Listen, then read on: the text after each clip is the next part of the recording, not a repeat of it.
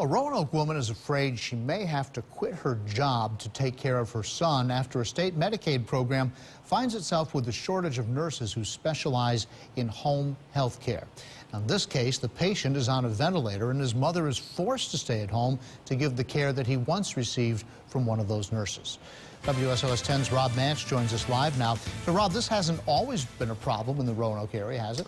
Well, no, John, it really hasn't. It started with a new, stricter standard for those nurses, and now in our part of the state, they can't find enough who are qualified. Tonight, I talked to a mother and her son who know firsthand what a hardship this is.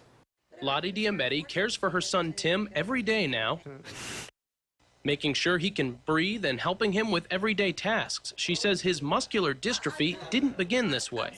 He went sledding, he ran, he jumped, he climbed trees, just like everybody else.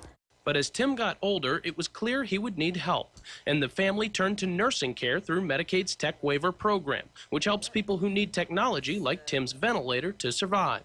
We got in, I think, just before Tim's 18th birthday, and back then, there were a lot of different nursing companies. There wasn't a shortage of nurses. But now there aren't enough home nurses to go around. There are only 2 nurse staffing companies serving the Roanoke community.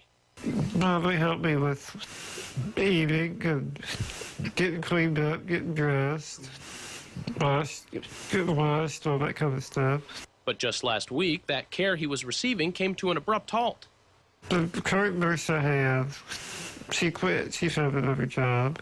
She just found a job that probably paid more for something. Lottie says when she got in touch with both Roanoke nursing companies, she got the same answer. There aren't enough nurses because of tough new standards that require more training and experience.